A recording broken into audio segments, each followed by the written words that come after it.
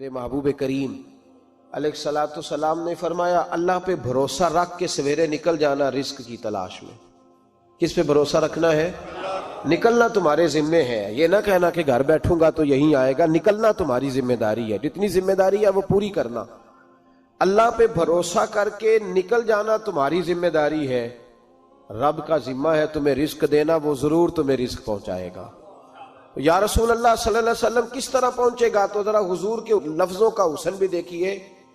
نبی پاک صلی اللہ علیہ وسلم نے فرمایا جس طرح موت تمہیں ڈھونڈ لیتی ہے نا کہ تم کہاں موجود ہو، جب وقت آتا ہے تو انسان پاکستان میں ہو تب بھی آ جاتا ہے، جدہ میں ہو تب بھی آ جاتا ہے، مکہ میں ہو یا مدینہ طیبہ میں وقت پھر بھی آ جاتا ہے۔ فرمایا جس طرح موت تم جہاں بھی ہو تم تک پہنچ جاتی ہے نا، اس طرح تمہارا رزق بھی تم جہاں موجود ہوتے ہو اللہ وہاں پہنچا دیتا ہے، پہنچا دیتا ہے۔ تو یا رسول اللہ صلی اللہ علیہ وسلم کس انداز میں؟ تو فرمایا نکل جانا تمہاری ذمہ داری ہے۔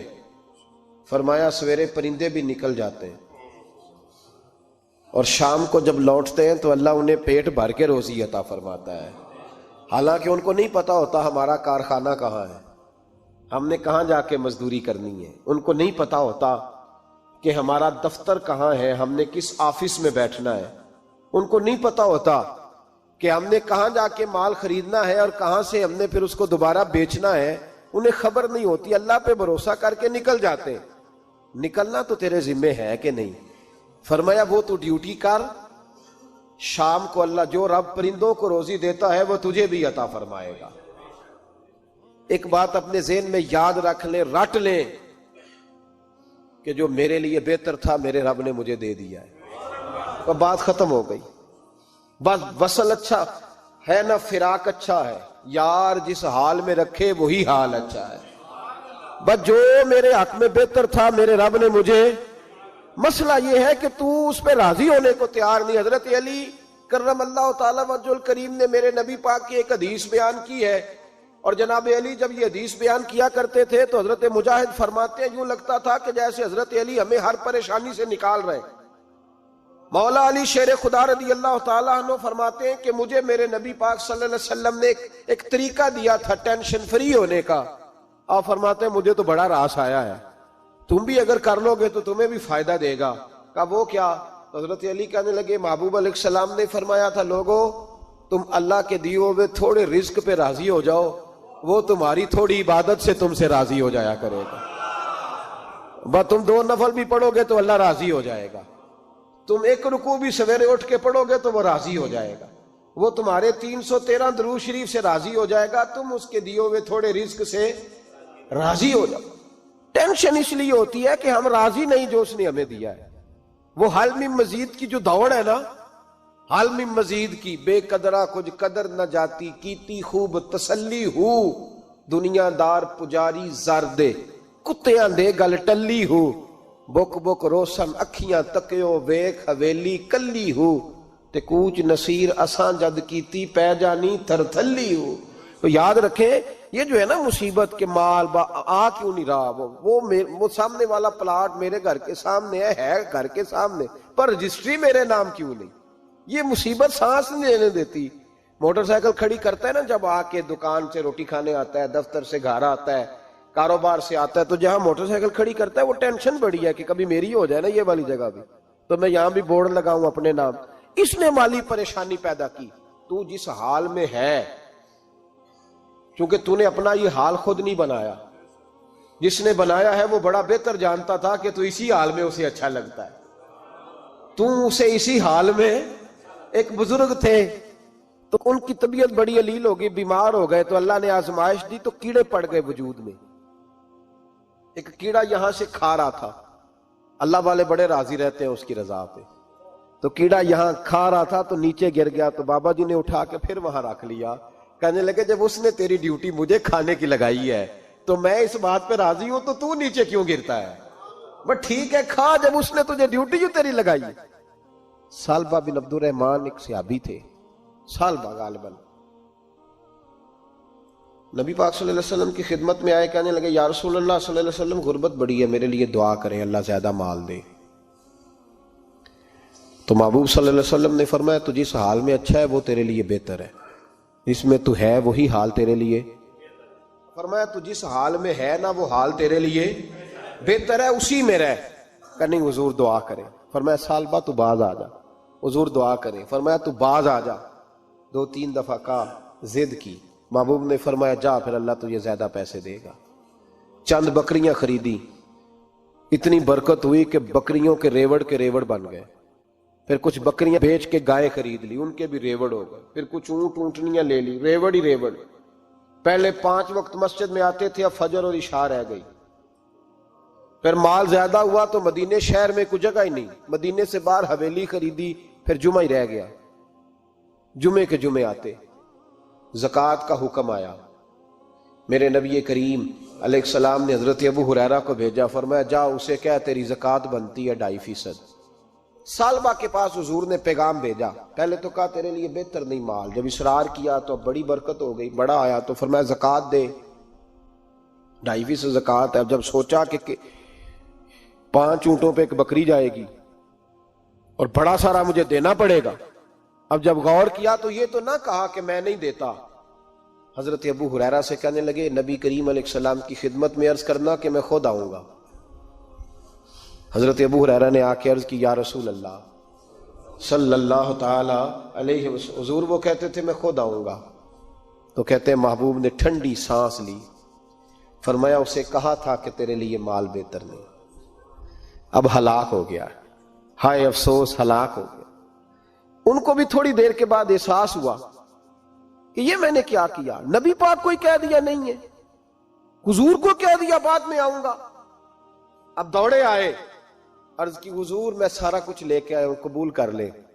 محبوب نے فرمایا گویا بلال حبشی کی خشک کھجور بھی قبول ہے، اور صہیب رومی ایک اٹی بان کی لائے تو وہ بھی قبول ہے، اور عمار بن یاسر اور مصعب بن عمیر اگر 2 دینار دے جائیں اور کوئی پرانا جوڑا کسی سپاہی کے لیے چھوڑ جائے تو وہ بھی قبول ہے، لیکن تو اپنا لاکھوں لے کے چلا جا، تیرا کوئی نہیں قبول، معاف کر دیں۔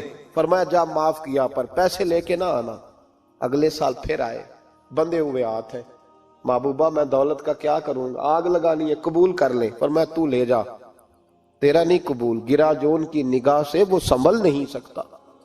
حضور نے وصال ظاہری کیا تو جناب صدیق اکبر کے پاس آئے، لاکھوں کا مال، ابو بکر قبول کر لو، تو جناب صدیق اکبر کہنے لگے اس کا کر لوں جس کا نبی نے نہیں کیا، چل جا کوئی نہیں چاہیے۔ حضرت عمر کے زمانے میں قحط پڑ گیا، بارشیں نہیں ہوتی، غلہ نہیں ملتا، حالات خراب ہے، مالی طور پہ بحران آ گیا، غربتیں، مجبوریاں، تکلیفیں، آ کے روئے، عمر میرا قبول کر لو، مجھے معافی تو مل گئی تھی نا۔ فرمایا معافی اپنی جگہ پہ، پر جس کا مصطفیٰ نے قبول نہیں کیا۔ بہت سارے لوگوں کو پتہ ہی نہیں کہ ان کا قبول ہی نہیں ہوا، اور وہ الجھے ہوئے، انہیں خبر ہی نہیں کہ اصل بات کیا ہے۔ فرمایا جس کا مصطفیٰ کریم نے قبول نہیں کیا، اب ہیرے اور جواہرات بھی لے کے آئے تو بھوکے مریں گے، پر اس کا قبول، اس بات پہ راضی رہو جس حال میں اللہ نے رکھا ہوا ہے، اس حال میں راضی رہو۔ یہ جو مصیبت ہے نا دیکھنی کہ وہ بھی میرے پاس، تمہیں کیا پتا، کبھی پوچھ تو صحیح اس سے وہ کس مصیبت کا شکار ہے، جو مالی طور پہ بڑا امیر ہے، تو اس کی طرف دیکھ کے اپنا دل برا کرتا ہے۔ بس جس حال میں رب نے رکھا ہے اس حال میں رہ۔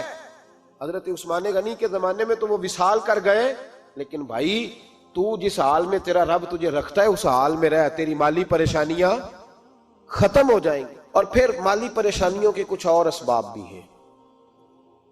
امام شافعی فرماتے ہیں جن گھروں میں لوگ فجر کی نماز کے وقت سوئے ہوتے ہیں ان گھروں میں رزق نہیں آتا۔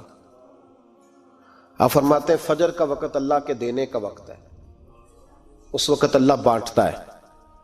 حضور صلی اللہ علیہ وسلم کا فرمان ہے نا حدیث میں کہ تہجد کے وقت اللہ پہلے آسمان پہ نزول اجلال فرماتا ہے جو اس کی شان کے لائق ہے تہجد کے وقت، اور وہ کہتا ہے مانگو میں تمہیں عطا کروں گا۔ لینے کی باری آئے تو بندہ سمیٹ سماٹ کے اندر گھس جائے۔ ہمارے ہاں یہ ہوتا ہے کہ عشاء کے بعد بچے بیٹھتے ہیں موبائل لے کے، تہجد کا وقت آتا ہے تو ان کی آنکھیں بند ہونی شروع ہوتی، تو لینے کے وقت تو سویا تھا، ذرا مسئلہ کیسے حل ہوگا؟ بھائی جب کوئی آدمی خیرات بانٹ رہا ہو تو جو پیالہ پیچھے کر لے اسے ملے گا؟ کہتے اس وقت آنا جب میں بانٹ رہا تھا، اب تو کدھر آ گیا ہے؟ مثال دے رہا ہوں، تو فجر کا وقت مانگنے کا ہے، تو ساری رات تو گزر گئی گیمیں کھیلتے، ٹی وی دیکھتے، اور جو لینے کا وقت تھا تو سو گیا، تو کیسے آئے گا تیرے پاس؟ تو اٹھے سویرے، بندوں سے مانگ کے دیکھ لیا، بڑی عزتیں خراب ہوئی، فجر کا وقت اٹھ کے جھولی پھیلائیں۔ میرے رسول پاک علیہ السلام فرماتے ہیں، رب فرماتے ہیں جب بندے میرے آگے جھولی پھیلاتے ہیں مجھے شرم آتی ہے، کیسے خالی واپس کر دوں؟ تو اس کے سامنے جھولی پھیلائیں سویرے اٹھ کے، رزق میں برکت ہوگی۔ اور پھر ایک اور بات، پانچویں بات، رزق میں تنگی اس وقت ہوتی ہے جب ہم مال غلط جگہ پہ خرچ کرتے ہیں۔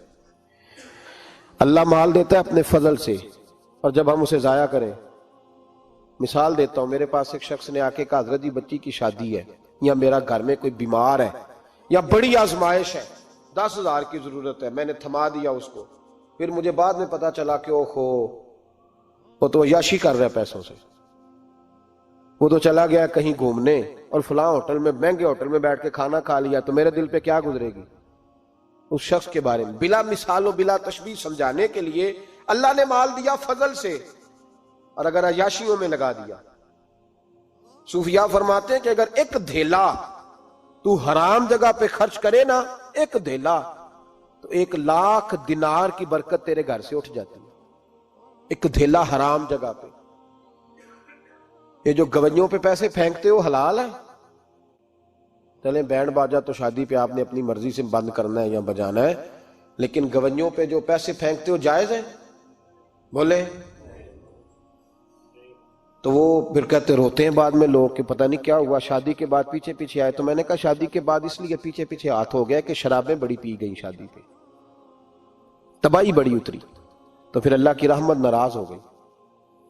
اور اس پر میں قرآن مجید کی آیت پڑھتا ہوں، رب فرماتا ہے وَمَنْ أَعْرَضَ عَنْ ذِكْرِي فَإِنَّ لَهُ مَعِيشَةً ضَنْكًا، بڑی سخت آیت ہے۔ وَمَنْ أَعْرَضَ عَنْ ذِكْرِي، فرمایا جب تو میرے تذکرے سے، میرے ذکر سے منہ پھیر لیتا ہے، فَإِنَّ لَهُ مَعِيشَةً ضَنْكًا، تو میں تیری معیشت کو، تیرے رزق کو تنگ کر دیتا ہوں، کہ تیری زندگانی تنگ ہوتی، اور جس کی زندگی اللہ تنگ کرے اس کی کوئی کھول سکتا ہے؟ کہتے ہیں بڑی جگہوں پہ گیا ہوں، بڑی پھوکے مروائی، بڑے دم کرائے، حالات صحیح نہیں ہوتے، تو مسجد آ کے توبہ کر۔ وہ کہہ رہا فَإِنَّ لَهُ مَعِيشَةً ضَنْكًا، اعلان ہے قرآن پاک کا کہ جب تو میرے ذکر سے منہ پھیرے گا، روٹی میری کھائے اور پیسے لے کے عیاشی کرے، مسجد آئی نہ۔ حکم تو یہ ہے کہ جتنی جتنی نعمت بڑھتی جائے سجدے بڑھنے چاہیے، لیکن ہم لوگ سجدے کم کرتے جاتے ہیں، فرض نماز بھی نہیں پڑھتے، پھر رزق تنگ ہوتا ہے، پھر اللہ کے عدل کا نظام چلتا ہے، پھر خرابی ہوتی۔ اس لیے یاد رکھیں قرآن مجید نے حکم دے دیا کہ اگر چاہتے ہو کہ رزق میں برکت ہو تو پھر رزق دینے والے کے آگے جھک جاؤ، پھر رزق دینے والے کے آگے جھکو۔ تو مالی پریشانی کا بہت بڑا سبب یہ ہے کہ ہم مسجد کی طرف نہیں آتے، دین کی طرف نہیں آتے، پیسہ ناجائز جگہ پہ خرچ ہوتا ہے۔ غوث اعظم رضی اللہ تعالیٰ عنہ کی خدمت میں ایک شخص آیا، اس نے کہا حضور بڑی تجارت کرتا ہوں، کام نہیں چلتا۔ فرمانے لگے اب تو اللہ سے تجارت شروع کر دے۔ کیا مطلب؟ فرمانے لگے 10 کمائے تو ایک اللہ کے رستے میں دے، رب کریم اس کے بدلے میں تجھے 70 عطا فرمائے گا۔ اس نے کہا حضور اس طرح کروں؟ فرمایا تو یہ کر کے دیکھ، عبد القادر جیلانی وعدہ کرتا ہے اللہ تیری مدد کرے گا۔ غلام کہتے ہیں وہ 6 مہینے کے بعد آیا، پہلے جب آیا تھا تو پیدل آیا تھا، 6 ماہ کے بعد آیا تو 6 اونٹ تھے اس کے پاس، اور آ کے حاضر ہوا تو کہنے لگا حضور زندگی پتہ نہیں کہاں گزار دی، کاروبار کا تو مزہ ہی اب آیا ہے، اب مزہ آیا ہے کاروبار کرنے کا، اب مزہ آیا ہے۔ کہا 10 میں سے 1 دیتا ہوں، پتہ نہیں کتنا مہربان ہے۔ اور یہ آیت ہے وَيَرْزُقْهُ مِنْ حَيْثُ لَا يَحْتَسِبُ، تجھے وہاں سے دے گا کہ تیرا کبھی گمان بھی نہیں گیا ہوگا۔ روحانی معاملات کو بھی ضرور شامل حال رکھیں، اور مال مانگے اس سے جو بے حساب دیتا ہے، دنیا داروں سے نہیں مانگے، اس سے مانگیں جو دیتا ہے تو پھر بے حساب ہی دیتا ہے۔ دعا کرتا ہوں اللہ ہر گھر میں برکت پیدا کر دے، ہر گھر میں فضل کر دے۔ آخر دعوانا